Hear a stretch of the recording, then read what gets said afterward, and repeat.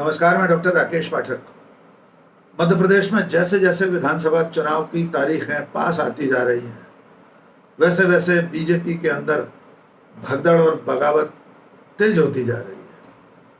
खास बात यह है कि ये बगावत सबसे ज़्यादा ग्वालियर चंबल अंचल में देखी जा रही है, जो ज्योतिरादित्य सिंधिया के प्रभाव का क्षेत्र है। और बगावत हो भी सिंधिया के कारण ही रही है। जितने लोग पार्टी छोड़कर बीजेपी से बाहर आ रहे हैं, वे सब बहुत साफ साफ शब्दों में आरोप लगा रहे हैं कि वे ज्योतिरादित्य सिंधिया के कारण अब बीजेपी में रहना नहीं चाहते। भारतीय जनता पार्टी में अब उन्हें घुटन हो रही है। आज बड़ा धमाका हुआ है खुद सिंधिया के अपने क्षेत्र गुना शिवपुरी से। शिवपुरी जिले की कोलारस विधानसभा से बीजेपी के विधायक वीरेंद्र रघुवंशी ने भारतीय जनता पार्टी से इस्तीफा दे दिया है। वीरेंद्र रघुवंशी न केवल एमएलए हैं, बल्कि भारतीय जनता पार्टी की प्रदेश कार्य समिति के विशेष आमंत्रित सदस्य भी हैं, यानी आज की तारीख तक थे। लेकिन आज उन्होंने ज्योतिरादित्य सिंधिया, शिवराज सिंह चौहान, सिंधिया समर्थक मंत्रियों पर गंभीर आरोप लगाए हैं और भारतीय जनता पार्टी की प्राथमिक सदस्यता से इस्तीफा दे दिया है। ये मध्य प्रदेश में बीजेपी के लिए बड़ा झटका है। न केवल बीजेपी के लिए, बल्कि ज्योतिरादित्य सिंधिया के लिए भी ये एक बड़ा आघात साबित हो रहा है। आइए पहले सुन लेते हैं कि कौन सी पीड़ा जाहिर कर रहे हैं। उनकी पीड़ा क्या है। बीजेपी में रहते हुए, बीजेपी का विधायक रहते हुए वे 3.5 साल से कौन कौन सी फरियाद मुख्यमंत्री शिवराज सिंह चौहान से कर रहे थे और उनकी कोई सुनवाई नहीं हो रही। चाहे वो प्रभारी मंत्री हो, चाहे वो बिजली मंत्री हो, सभी ने मिलकर के पूरी ताकत से मेरे विकास कार्यों को रोका है। आज भी मेरे बिजली के जो 2 सब स्टेशन है आगरा का, उसको वर्तमान डीएफओ ने आधा काम होने के बाद रोक दिया है, जिसे प्रभारी मंत्री और सिंधिया जी के लोग लेकर आए हैं।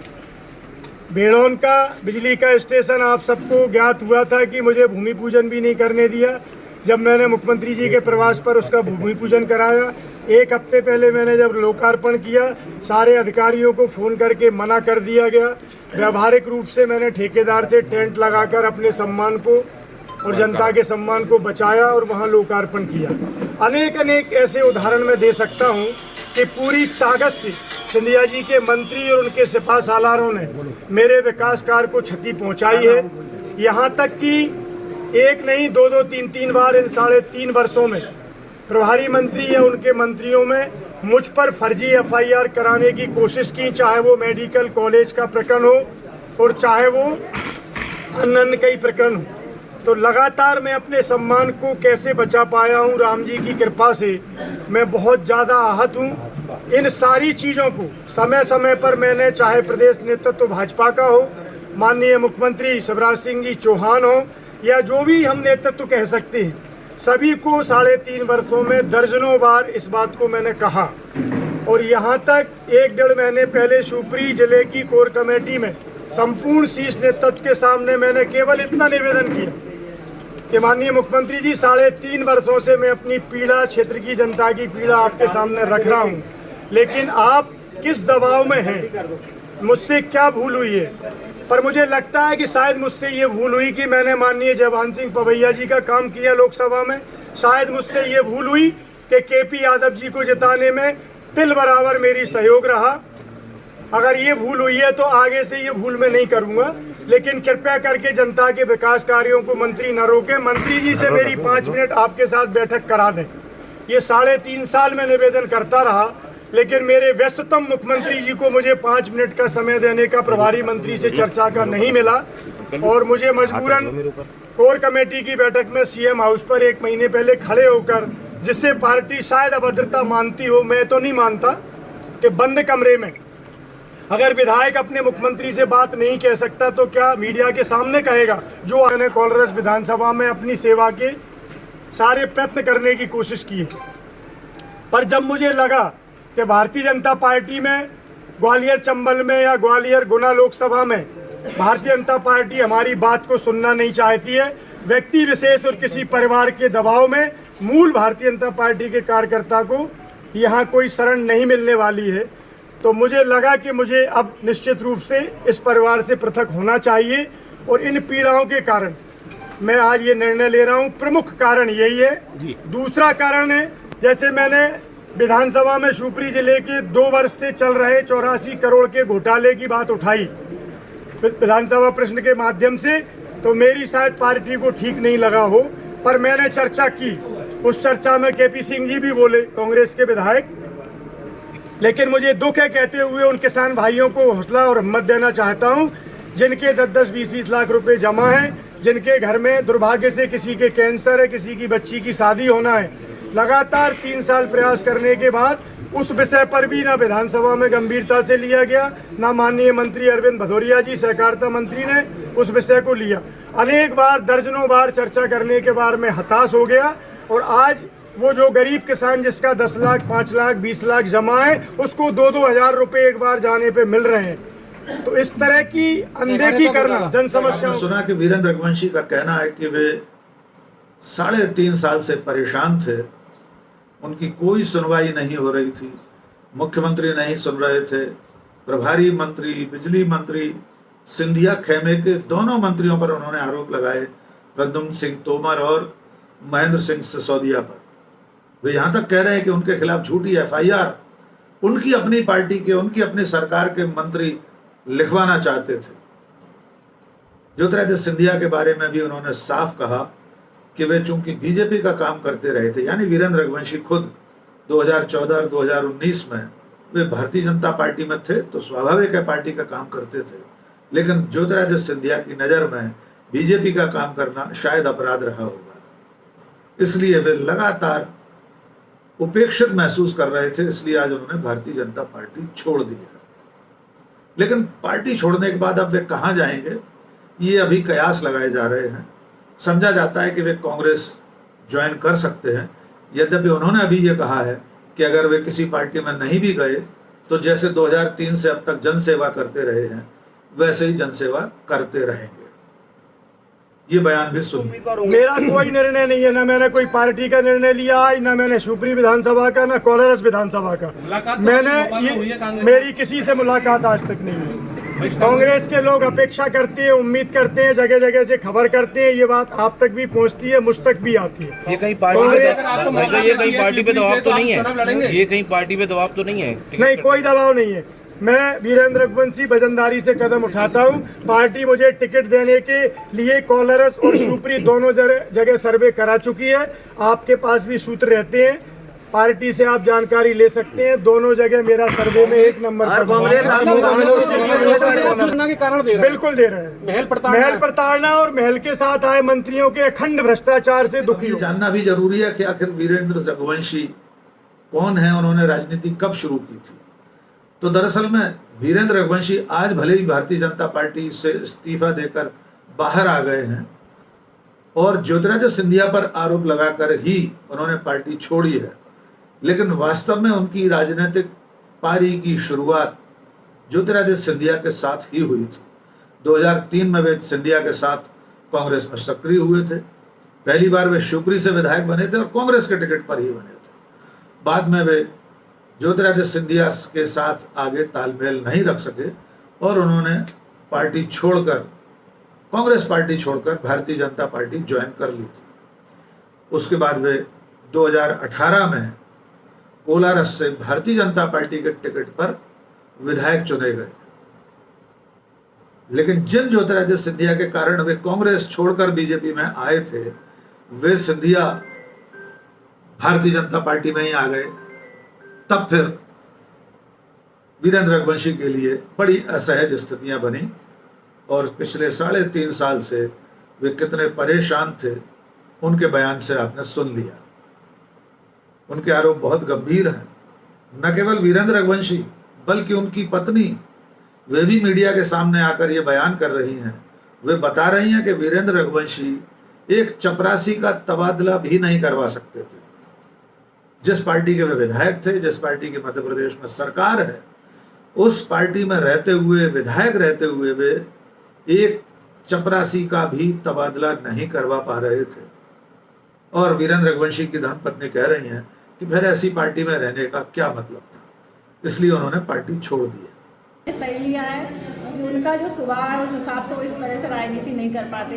वो 3.5 साल से बहुत परेशान थे, हर बात में उनको परेशान किया जा रहा था, छोटी छोटी बातों में, चपरासी के ट्रांसफ़र में, किसी के भी ट्रांसफ़र में, इनका नहीं होना उनका नहीं, रोज़ हमारे घर में टेंशन होता था।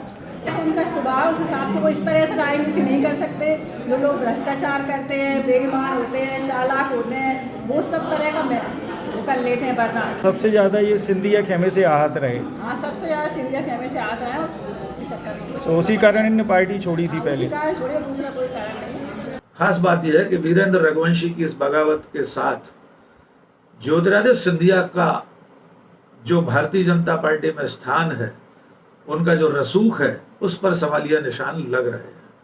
क्योंकि अब तक पिछले 1-1.5 महीने में जितने लोगों ने भारतीय जनता पार्टी छोड़ी है, उनमें ज़्यादा बड़ी संख्या सिंधिया समर्थकों की है। इससे पहले शिवपुरी के ही जो पार्टी के जिलाध्यक्ष रहे थे रघुनाथ यादव, वे भारतीय जनता पार्टी छोड़ चुके हैं।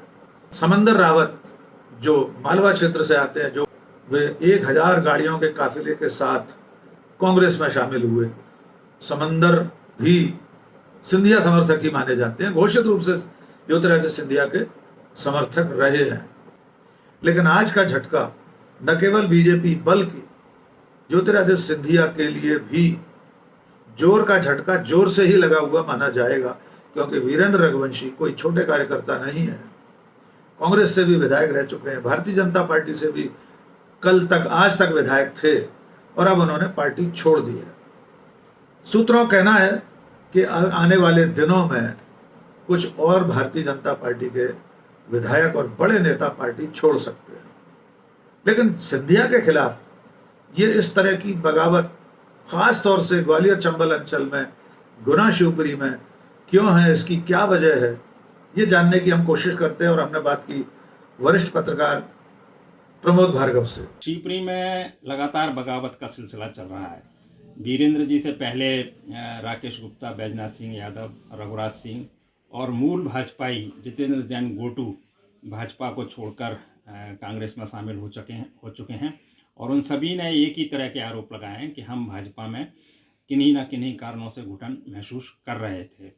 लेकिन जहाँ तक वीरेंद्र रघुवंशी की बात है, तो वीरेंद्र रघुवंशी एक जुझारू नेता माने जाते हैं और वो 2 तारीख को ज्वाइन होने के बाद शायद उनको आश्वासन मिल गया है कांग्रेस से कि शिवपुरी से वो चुनाव लड़ें, क्योंकि शिवपुरी में उनके पास कोई अच्छा मजबूत प्रत्याशी नहीं है। तो आगाम जो चुनाव विधानसभा का होने वाला है, उनका मुकाबला यशोधरा राजे सिंधिया से होगा। तो तय है कि वीरेंद्र यदि मैदान में उतरते हैं तो बहुत टफ ये मुकाबला यशोधरा जी के लिए रहेगा, और क्या स्थिति बनती है यह चुनाव परिणाम ही तय करेंगे। शिवपुरी का एक और वरिष्ठ पत्रकार, मध्य प्रदेश के वरिष्ठ पत्रकार संजय बेचन की भी क्या राय है इस पूरे घटनाक्रम पर। भारतीय जनता पार्टी के भीतर जिस तरह का असंतोष सिंधिया को लेकर है, उस पर संजय बेचन की राय भी जान लेते हैं। ग्वालियर चंबल संभाग में सिंधिया के इर्द गिर्द घूमने वाली राजनीति अब इन दिनों कुछ अलग ही मूड में नज़र आ रही है। यहाँ के स्थानीय नेताओं का मिजाज बदलता जा रहा है, नित नए परिवर्तन हो रहे हैं, कई लोग पार्टियां छोड़ कर जा रहे हैं। जो कल तक सिंधिया की उंगली थामकर राजनीति में चलते थे, उनके बिना ना उनका सुबह होती थी ना शाम होती थी। ऐसे कई उनके वफादार लोग कहे जाने वाले लोग अब पार्टी से विदा ले रहे हैं। ये सारी चीज़ें ये बता रही हैं कि जो प्रभाव सिंधिया घराने का राजनीति में रहता था, वो उनके अब कांग्रेस छोड़कर भाजपा में जाने के बाद दिनों दिन खत्म होता जा रहा है। जहां उनके साथ बेमन से कई कांग्रेसी, जो कई पीढ़ियों से कांग्रेसी रहे हैं, वे लोग उनके साथ भाजपा में शामिल हो गए थे, लेकिन उन्हें वहां पर वो सब उनका माहौल पसंद नहीं आया, भाजपा उन्हें रास नहीं आई और धीरे धीरे कड़ा मन करके वे लोग अब भाजपा को छोड़कर पुनः अपनी मूल संस्था कांग्रेस में जाने लगे हैं। ये सारी चीज़ें यहाँ यह दर्शाती हैं कि कहीं ना कहीं बहुत बड़ी खामी है जो सिंधिया मैनेज नहीं कर पा रहे हैं या समझ नहीं पा रहे हैं। कल तक सिंधिया घराने के लिए पूरी तरह से फील्डिंग जमाने का काम करते थे, महेंद्र सिंह कालू खेड़ा। उनके निधन के बाद ग्वालियर चंबल संभाग में अब सिंधिया की तरफ से रूटों को मनाने के लिए या जो कुछ भी डैमेज हो रहा है उसे कंट्रोल करने के लिए कोई मौजूद व्यक्ति मौजूद नहीं तो है। कुल मिलाकर जैसे जैसे चुनाव पास आता जा रहा है वैसे वैसे भारतीय जनता पार्टी में बगावत के सुर बुलंद होते जा रहे हैं, भगदड़ मची हुई है। और ये भगदड़ ज्योतिरादित्य सिंधिया के खेमे से ज्यादा है या ज्योतिरादित्य सिंधिया के कारण ज्यादा है, इसको लेकर पार्टी के भीतर भी चिंतन मनन और मंथन चल रहा है। देखना होगा आने वाले दिनों में शिवराज सिंह चौहान, प्रदेश अध्यक्ष विष्णुदत्त शर्मा और जिन अमित शाह ने, केंद्रीय गृह मंत्री अमित शाह ने पूरे मध्य प्रदेश के चुनाव अभियान को अपने हाथों में ले लिया है, वे इस बगावत से, इस भगदड़ से कैसे निपटने हैं ये आने वाले दिनों में देखना होगा। और आखिर में एक छोटी सी अपील, अगर आपने हमारा चैनल अब तक सब्सक्राइब नहीं किया है तो सब्सक्राइब कर लीजिए। कमेंट करके बताइए ये वीडियो आपको कैसा लगा, दोस्तों और शुभचिंतकों के बीच में इसे साझा कीजिए। बहुत बहुत शुक्रिया। जय हिंद।